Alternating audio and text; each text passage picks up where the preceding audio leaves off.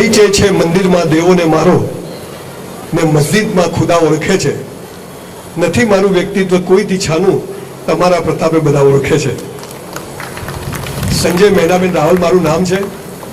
હું અહીંયા આવ્યો તો મને એવું જરાય લાગ્યું નહીં કે હું ક્યાંક બીજે ગયો છું. મને એમ લાગ્યું કે મારા ઘરે મારા પરિવાર વચ્ચે આવ્યો. એટલા બધા લોકોને પ્યાર, મોહબ્બત, દુઆ, સલામ મળી માટે આપ બધાનો ખૂબ ખૂબ આભાર.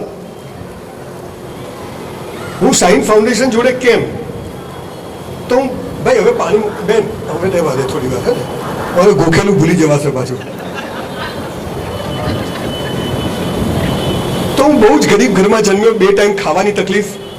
મારી મા મને પેલા રેશન કાર્ડની ગાંઠોવાળી ખાંડ લેવા રેશન કાર્ડની લાઈનમાં ઊભો રાખે તો સાલી બહુ શરમ આવે કે સાલા આપણે ગરીબ કેમ છીએ. દોસ્તારો બધા પૈસાદાર, બધાના બંગલા, ગાડીઓ, આપણે સાલા સાયકલ બી નહીં. તો એકવાર રેશન કાર્ડની લાઈનમાંથી ચીડાઈને ઘરે ગયો ને મેં મારી બાને પૂછ્યું કે આપણે ગરીબ કેમ છીએ, હાલા માલિકે પૈસા કેમ ના આપ્યા? તો મને કે આપણે ગયા જન્મમાં સારા કામ નથી કર્યા એટલે ગરીબ છીએ. તો મેં કીધું હવે તો કે હવે સારા કામ કરો. તો આગળ પાછળ તો ખબર પડી નહીં, પણ સારા કામ ચાલુ કર્યા.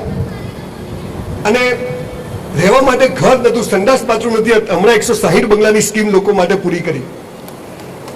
મારા બાપુજીની ઓટલા ઉપર દરજીની દુકાન, એક કાજી સાહેબની મસ્જિદ હતી અમારા પાલનપુરમાં. એમના ઓટલા ઉપર 10 રૂપિયા ભાડું. મારા બાપુજી 10 રૂપિયા ભાડું ના આપી શકે. અત્યારે મારું 200 દુકાનનું કોમ્પ્લેક્સ હાલ પત્યું, હાલ દસ્તાવેજ ચાલે છે. સ્કૂલમાં ફી ભરવાના પૈસા નતા. અત્યારે 2500 કરોડ રૂપિયાની યુનિવર્સિટી આણંદ ખાતે હું બનાવું છું, 600 એકર જમીનમાં. હું આ બધાને બહુ પ્રેમ ભાવથી કોઈ ફિલોસોફી મારવા નથી આવ્યો. સૌથી પહેલો પ્રોબ્લેમ આપણે હિન્દુ મુસલમાન થઈ ગયા. મારો ભગવાન જુદો, તમારો ભગવાન જુદો. ત્યાંથી માણસની પ્રગતિ અટકી ગઈ. ભગવાન તો એક જ છે, આપણા રસ્તા અલગ અલગ છે.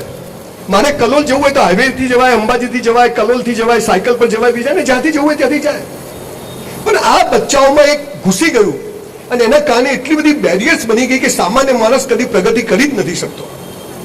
આજે હું અહીંયા સાઇન ફાઉન્ડેશનમાં આવ્યો, મારે શું ફરક પડે છે કોણ છે કરીમભાઈ પાસે, મને શું ફરક પડે?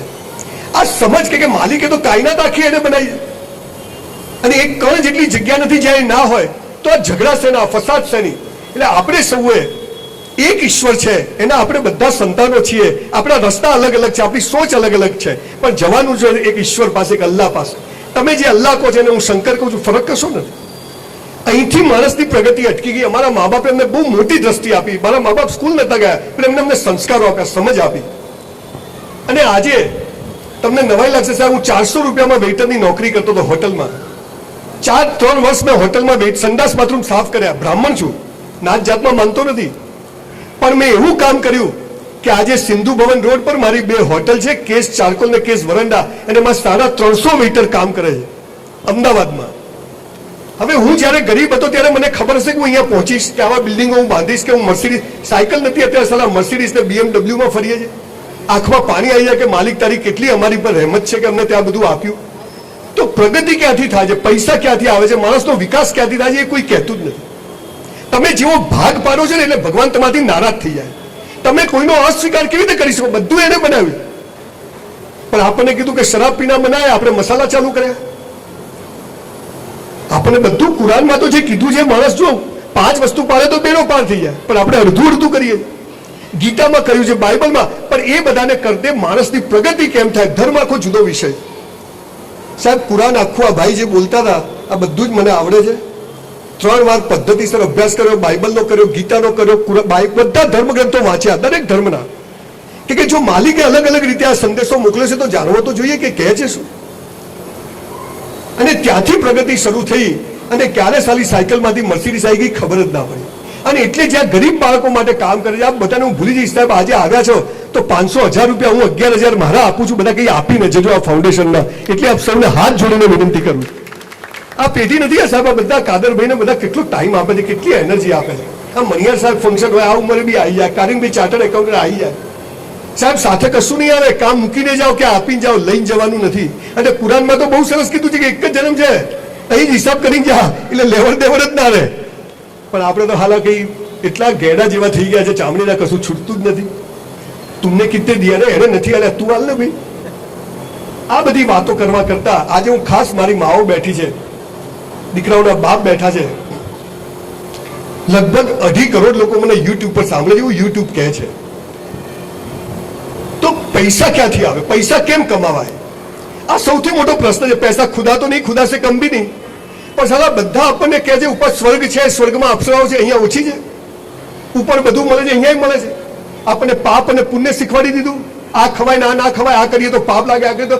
આ બધાથી ઉપર માણસ એક નાની જિંદગી કેમ જીવે એ સાલું કોઈ કહેતું નથી.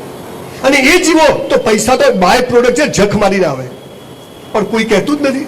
અને ક્યારે લગભગ 2600 પ્રોગ્રામ મેં આખા વિશ્વમાં કરે, આખી દુનિયા ફરું છું. પૈસા નથી લેતો અને કોઈ આપે તો ચેરિટીમાં લઉં છું, અમારો ધંધો નથી. પણ આજે તમે અહીંયા આવ્યા છો તો કંઈક લઈને જાઓ એવી મારી ઈચ્છા છે, એટલે થોડીક વાત આપને કરી દઉં. પણ ફરીથી કહું છું, આ સાઇન ફાઉન્ડેશનમાં કંઈક ફૂલ નહીં તો ફૂલની પાંદડી આપીને જજો.